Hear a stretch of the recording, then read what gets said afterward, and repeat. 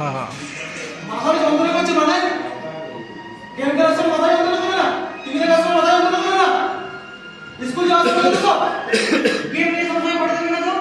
তুই যদি স্কুলে গেম খেলা তোর বন্ধ দূর স্কুলে যাবে না।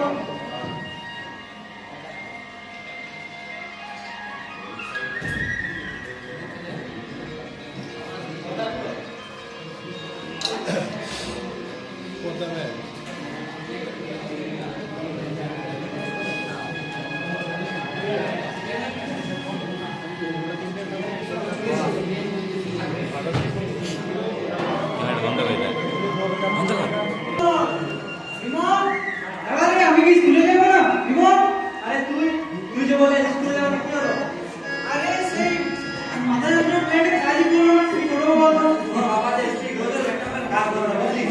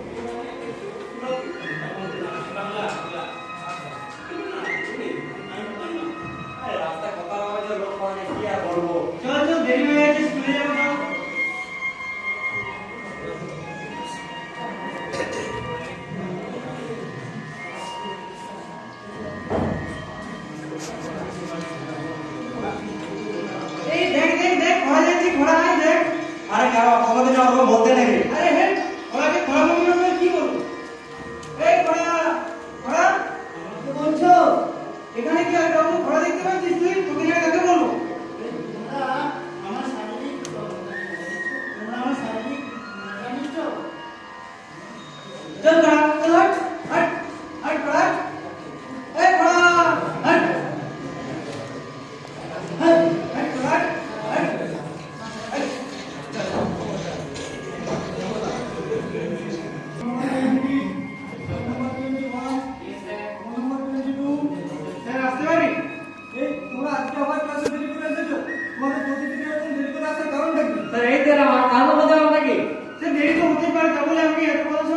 কি বলছো? আবার আমার মুখের উপরে তর্ক করছো?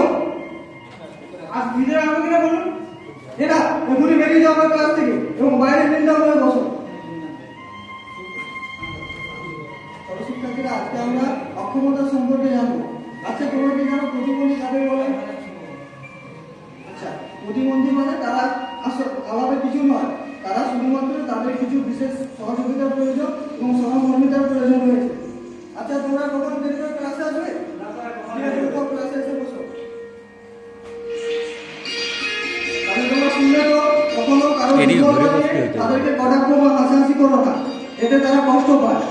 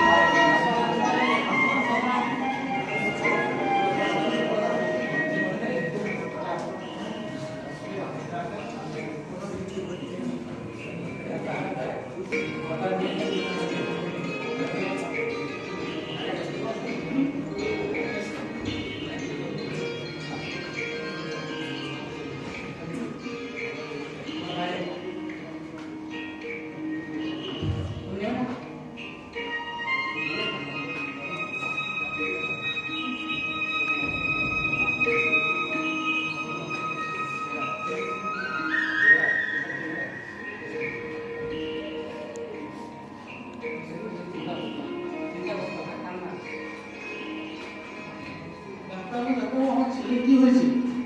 পেশেন্টের অবস্থা খুব গুরুতর, ওর একটা পা কেটে বাদ দিতে হবে। ডাক্তার কি হলো সকালে স্কুলে তখন চিন্তা করবেন না, আমরা যতটা সম্ভব চেষ্টা করছি পেশেন্টকে বেঁধে দেওয়ার। আমি সাইকেল ব্যথা করবো।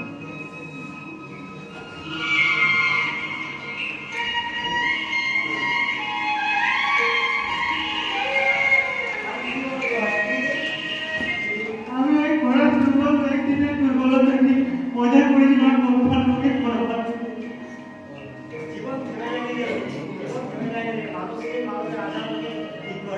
আমি তো প্রতিজ্ঞা করেছি আমি আর কখনো কোনো ঘোড়ার কোনো দুর্বল ব্যক্তির দুর্বলতাকে মজা করবো না। আমার অনেক ভুল হয়েছে। ঠিক আছে সুস্থ হয়ে যাবে।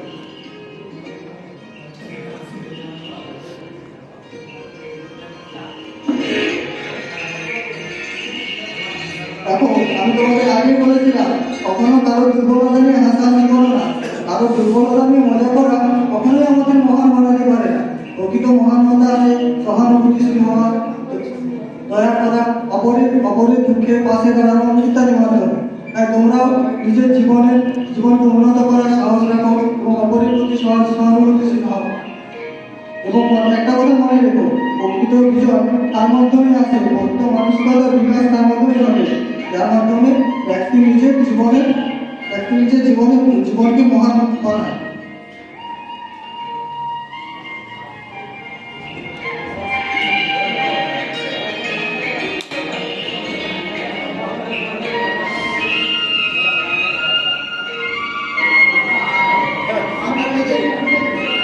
সাধু সাধু।